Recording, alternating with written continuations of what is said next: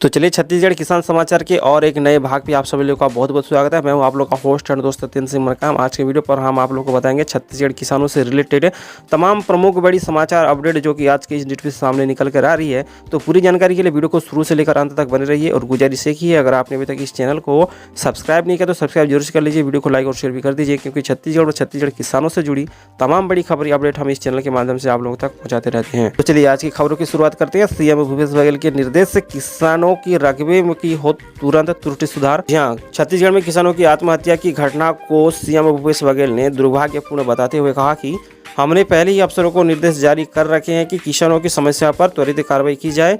इस घटना को संज्ञान में लेते हुए सीएम भूपेश बघेल ने विभागीय अधिकारियों को पंजीकृत रकबे और गिरदावरी में हुई त्रुटि को तत्काल सुधारने के निर्देश दिए हैं। खाद्य विभाग ने पंजीयन के संबंध में तत्काल कार्रवाई करने के निर्देश से सभी संभागायुक्त और जिले कलेक्टरों को भेज दिया गया है। धान बेचने के लिए किसानों का 17 अगस्त से 17 नवंबर तक पंजीयन किया गया है।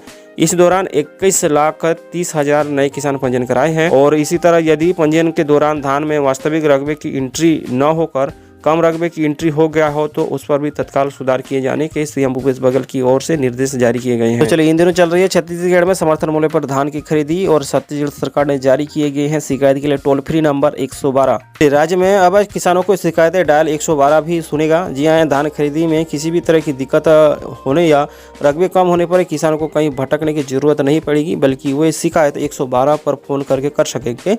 112 डायल कर अपनी शिकायतें कर सकेंगे। उनकी शिकायतें जिस एजेंसी चाहे जिला प्रशासन, मार्केटफेड या खाद्य व सहकारिता विभाग हो, जिसमें भी संबंधित हो, उन्हें उसी समय किसानों को उसी समस्या शिकायत को तुरंत ट्रांसफर कर दिया जाएगा।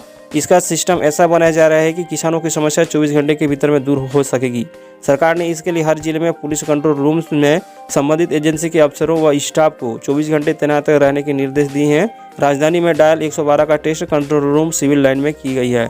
हर जिले के डायल 112 का कंट्रोल रूम उससे कनेक्ट है।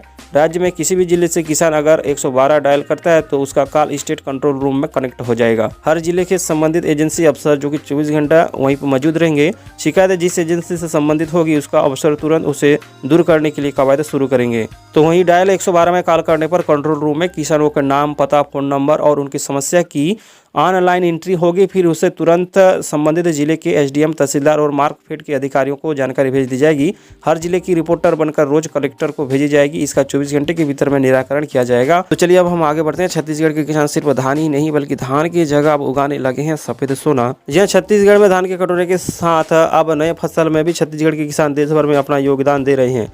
इन दिनों रायपुर जिले समेत बेमेतरा, दुर्ग, राजनांदगांव में बड़े पैमाने पर कपास की खेती हो रही है। इन जिलों में करीब 500 किसानों ने 13,000 एकड़ से ज्यादा के दायरे में कपास की खेती कर रही हैं, जो 5 साल में पहले करीबन 4 से 5,000 एकड़ तक ही सीमित था। कपास खेती व मिलिंग करने वाले किसानों की माने तो पहले की तुलना में अब इस एरिया में ज्यादा कपास की खेती हो रही है। पिछले 5-6 साल में 2-3 गुना बढ़ी है। इसका कारण यह है कि इसके लिए धान की तरह अधिक बारिश व अधिक बड़ी सुविधाओं की जरूरत नहीं होती है। देश में जहां महाराष्ट्र, उड़ीसा के साथ अब छत्तीसगढ़ में इसकी अच्छी खेती हो रही है।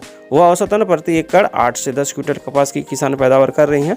प्रति एकड़ इन्हें करीबन 10 से 12 हज़ार का खर्च आता है, जिस पर 5,000 रुपये प्रति क्विंटल की कीमत पर कपास बेचकर 1 एकड़ खेती पर किसान लगभग 40 से 45 हज़ार रुपये कमा लेते हैं। तो चलिए किसान भाइयों, अगर आप भी कपास की खेती करना चाहते हैं तो अपना विचार नीचे कमेंट बॉक्स में जरूर से रखिएगा। तो चलिए अब हम लोग बात करते हैं केंद्र सरकार की कृषि कानूनों के खिलाफ रायपुर में अनशन शुरू हो गई है। तो चलिए यार, ये खबर छत्तीसगढ़ में केंद्र सरकार के कृषि संबंधी कानून के विरोध जारी है। तीनों कानूनों को वापस लेने की मांग को लेकर दिल्ली को घेर कर बैठे किसानों के समर्थन में छत्तीसगढ़ किसान मजदूर महासंघ ने सोमवार को राजधानी में क्रमिक अनशन शुरू कर दिया है। रायपुर बड़ा तालाब स्थित धरना प्रदर्शन स्थल पर सोमवार को क्रमिक अनशन के पहले दिन डॉक्टर साकेत कुमार और विश्वजीत हरडे, लक्ष्मी नारायण चंद्रकार, कृषि वैज्ञानिक डॉक्टर संकेत कुमार ने कहा कि दिल्ली में हो रही किसानों आंदोलन की आंच अब छत्तीसगढ़ के कोने कोने में फैल रही है।